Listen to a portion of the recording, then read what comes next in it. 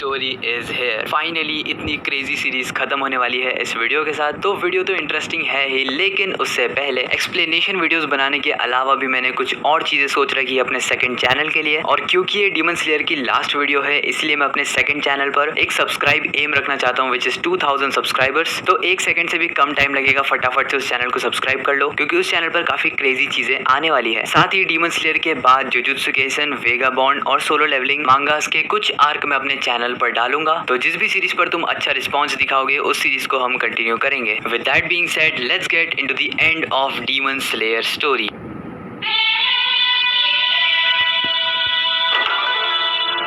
जब Muzan किबुत्सुजी almost मरने ही वाला था, तब वो याद करता है कि कैसे जीवन भर मौत उसका पीछा करती रही है। मुजान हमें बताता है कि जब वो पैदा नहीं हुआ था, यानी कि अपनी माँ के पेट में ही वो 3 से 4 बार मर चुका था। मतलब उसके हार्ट ने काम करना बंद कर दिया था और डॉक्टर्स ने डिक्लेयर कर दिया था कि ये मारा जा चुका है। पैदा होने के बाद जब उसे मरा हुआ घोषित कर दिया और बस उसे दफनाने के लिए ले जा रहे थे, तभी मुजान रोना शुरू कर देता है और वो बताता है कि वो शुरू से ही बहुत ज्यादा जिद्दी था। मुजान हमें बताता है कि जिस चीज का उसने अपने जीवन भर इंतजार किया, अब वो फाइनली हो चुकी है, यानी कि उसके ब्लड ने फाइनली सनलाइट को कॉन्कर कर लिया है, मतलब नेजुको की बॉडी के अंदर। इसलिए मुजान कहता है कि फाइनली वो मोमेंट आ गया था, लेकिन मैं सिर्फ अपनी एक बॉडी से अपने सपने को पूरा नहीं कर सकता। फिर मुजान को याद आती है कगाया की कही हुई बात कि जब कगाया ने कहा था कि जो भी चीज पैदा हुई है उसका मरना तय है। और मुजान बताता है कि उसे एक भी इंसान याद नहीं जिसे उसने मारा था, लेकिन भले ही वो इंसान मारे गए थे, लेकिन उनकी फीलिंग्स जिंदा थी और वो सारी फीलिंग्स मिलकर इतनी ज्यादा बढ़ गई कि उस बदले की आग ने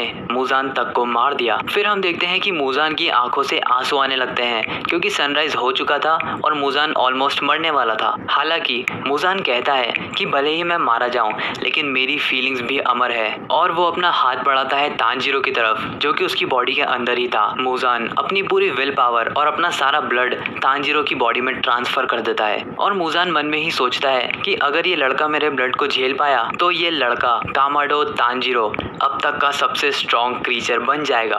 और यहीं पर मुजान तांजीरो के इस नए फॉर्म को नाम देता है king of all demons. Muzan बताता है कि क्योंकि नेजुको का ही ब्लड तांजीरो शेयर करता है, इसीलिए तांजीरो भी सनलाइट को झेल जाएगा। और क्योंकि तांजीरो को सन ब्रीदिंग भी आती है, इसीलिए तांजीरो को कोई भी मार नहीं पाएगा। और ये नया किंग ऑफ डीमन वो काम करेगा जो कि मुजान नहीं कर पाया, सभी डीमन स्लेयर्स को डिस्ट्रॉय करने का। जैसे ही मुजान अपनी बात को कंप्लीट करता है, तांजीरो कामाडो की आंखें खुल जाती है, जो कि अब पहले से कहीं ज्यादा डिमोनिक थी और वो पिंकिश भी हो गई थी, बिल्कुल मुजान की तरह। फिर हम देखते हैं तांजीरो के सराउंडिंग में लोगों को जो कि उसके लिए रो रहे थे। तभी एक ककुशी तांजीरो में कुछ अजीब नोटिस करता है। वो देखता है कि तांजीरो के सर पे जो ट्यूमर था अब वो जा चुका है और उसकी आंखें भी खुल चुकी है। ये देखकर वो शॉक हो जाता है। तभी एकदम से तांजीरो अपना उल्टा हाथ भी रीजनरेट कर लेता है और इस नए हाथ से वो सीधा ककुशी पर हमला कर देता है, लेकिन थैंक्स टू गियू अपने क्विक रिफ्लेक्सेस से वो उसे बचा लेता है। और जहाँ एक तरफ सभी लोग कंफ्यूज थे, तांजीरो एक डिमोनिक स्माइल देता है और अपनी नई पावर्स को एंजॉय करता है। हम देख सकते हैं कि तांजीरो के चेहरे पर डीमन स्लेयर मार्क अब काफी ज्यादा बढ़ गया है,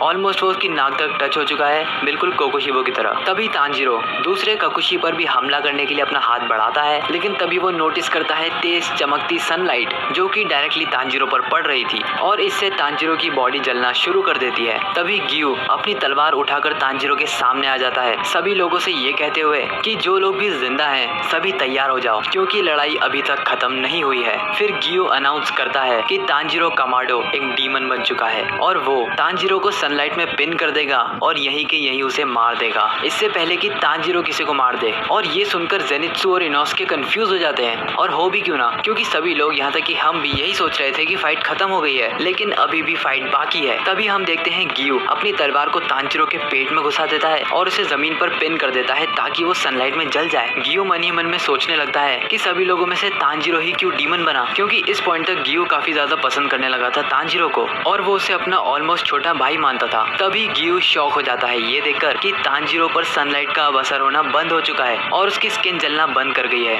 इंस्टेंटली तांजीरो गियू को एक पंच मारता है और उसे दूर फेंक देता है। इससे पहले तांजीरो गियू पर और हमला कर पाता, वहाँ पर इनोसुके आ जाता है, जो कि तांजीरो को रोककर उसे याद दिलाने की कोशिश करता है कि वो तांजीरो है, एक डीमन नहीं। फिर हम देखते हैं कि तांजीरो अपने घुटनों पर बैठता है और अपने चेहरे को खुजालने लगता है, बिल्कुल एक डीमन की तरह, जिस पर अब तांजीरो का कोई कंट्रोल नहीं है। और हमें यह भी पता चल चुका है कि उस पर सनलाइट का भी कोई असर नहीं होता। फिर तांजीरो गुस्से में इनोस्के की तरफ देखता है और इनोस्के ये देखकर शॉक में था कि उसका बेस्ट फ्रेंड आखिर क्या बन गया है। तभी हम देखते हैं तांजीरो को, जो कि पूरी स्पीड में इनोस्के की तरफ बढ़ता है और इंस्टेंटली इनोस्के को याद आने लगते हैं वो सारे मोमेंट्स जो कि उसने तांजीरो और जेनित्सु के साथ बिताए थे। इनोस्के खुद से कहता है कि हम लोग बिल्कुल ही भाइयों की तरह थे और हमने डिसाइड किया था कि अगर हम में से कोई भी गलत रास्ता चुनेगा तो बाकी लोग उसे सही रास्ते पर लाएंगे। ये सोचते हुए इनोस्के तांजीरो पर हमला करता है, लेकिन तभी इनोस्के को तांजीरो की वो बातें याद आने लगती है जिसमें तांजीरो बिल्कुल ही फ्रेंडली और एक प्योर इंसान था। वो इनोस्के का पहला दोस्त था जो कि उसे बिल्कुल भाई की तरह ट्रीट करता था और इसीलिए इनोस्के की तलवार रास्ते में ही रुक जाती है। इनोस्के कहता है कि मैं कितनी भी कोशिश कर लूं या तांजीरो कितना भी बुरा हो जाए, मैं तांजीरो पर हमला नहीं कर सकता। लेकिन तभी एंड मोमेंट पर वहाँ पर एंट्री हो जाती है नेजुको की, जो कि सीधा तांजीरो से जाकर गले मिल लेती है और तांजीरो, जो कि अब डीमन बन गया है, वो नेजुको की पीठ में उसके नाखून घुसा देता है। तांजीरो नेजुको को काट लेता है, लेकिन वो उसका खून नहीं पीता। फिर नेजुको तांजीरो से माफी मांगती है हर उस चीज के लिए और हर उस दिक्कत के लिए जो कि तांजीरो ने उठाई नेजुको को वापस इंसान बनाने के लिए। नेजुको अपने बड़े भाई से कहती है कि प्लीज वापस से इंसान बन जाओ और हम एक आम और नॉर्मल जिंदगी जिएंगे जैसा कि हम जिया करते थे। तांजीरो उसके नाखूनों को नेजुको में और जोर से गड़ाता है और जोर से चिल्लाता है। तभी वहाँ पर जेनित्सु आ जाता है और तांजीरो को पीछे से पकड़ लेता है, ये कहते हुए कि नेजुको अब इंसान बन चुकी है, अब तुम डीमन मत बन जाओ। वो तांजीरो से कहता है कि तुम नेजुको को चोट पहुंचा रहे हो और इससे वो मर भी सकती है। और तभी वहाँ पर इनोस्के आ जाता है जो कि तांजीरो के सर पर मुक्के मारता है, ये कहते हुए कि तांजीरो उस टाइप का इंसान नहीं है जो कि अपनी बहन को चोट पहुंचाए। इस सबसे फ्रस्ट्रेट तांजीरो वापस से चिल्लाता है और इस बार अपने साथ एक शॉकवेव भी छोड़ता है जिससे जेनित्सु और इनोस्के दूर फेंका जाते हैं, लेकिन नेजुको अभी भी उसकी पकड़ में ही थी। तांजीरो अपने घुटने के बल बैठता है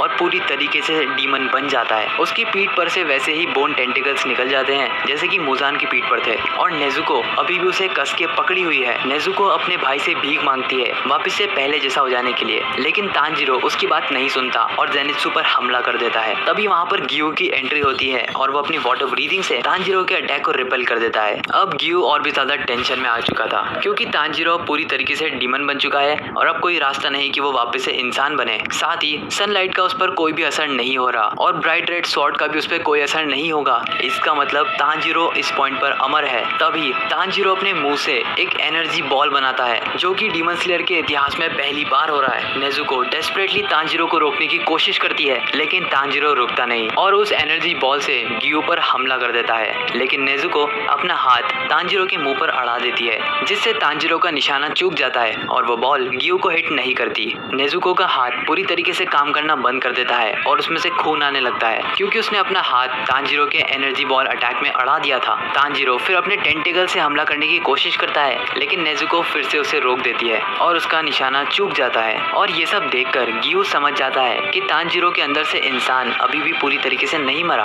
क्योंकि वो नेजुको को कुछ भी नहीं कर रहा जो कि उससे लिपटी हुई है। इसका मतलब कहीं ना कहीं वो अंदर ही अंदर मुजान के ब्लड से फाइट कर रहा है। गियो बोलता है कि अभी भी एक चांस है कि तांजीरो वापस से इंसान बन जाए। हालांकि ऐसा चमत्कार होगा कैसे उसे नहीं पता, लेकिन फिर भी एक चांस है। फिर हम एक बिल्डिंग के पीछे से देखते हैं योशिरो को जो कि मुजान को गाली बक रहा था क्योंकि अपनी मौत के बाद भी वो इंसानों को चोट पहुंचा रहा है। वो कहता है कि अगर मैं मदद करना भी चाहूँ तो भी सनलाइट की वजह से मेरा ब्लड डिमन आर्ट खत्म हो जाएगा, यहाँ तक कि वो खुद को भी सनलाइट में एक्सपोज नहीं कर सकता। तभी वो देखता है कानाओ को जो कि अपनी अधमरी हालत में बैटलफील्ड की तरफ बढ़ रही थी। कानाओ तांजीरो और नेजुको की हालत को देखती है और ये देखकर उसे बहुत ही बुरा लगता है। फिर वो अपनी पॉकेट से एक मेडिसिन को निकालती है और कहती है कि शुक्र है ये टूटी नहीं, और इस मेडिसिन के अंदर वो लेडी तामायो वाली दवाई ही है जो कि एक एक्स्ट्रा दवाई शिनोबू ने उसे दी थी इन केस अगर कुछ भी उल्टा सीधा होता है तब ये दवाई काम करेगी। एंड फाइनली इस मेडिसिन की जरूरत पड़ गई। फिर कानाओ रोते हुए कहती है कि अभी भी मेरी एक आंख अच्छी है। अगर तुम मेरी सारी वीडियोस को फॉलो करते हो और अगर तुमने डोमा वाली वीडियो देखी होगी तो तुम्हें पता होगा कि कानाओ के पास एक सीक्रेट अटैक है जो कि फ्लावर ब्रीदिंग का फाइनल फॉर्म है। इसको यूज करने से यूजर की आंख पंचर हो जाती है बेसिकली, या कह सकते हो यूजर का विजन बहुत ही ज्यादा ब्लर हो जाता है, ऑलमोस्ट उसको दिखना बंद हो जाता है। और क्योंकि तांजीरो इस लास्ट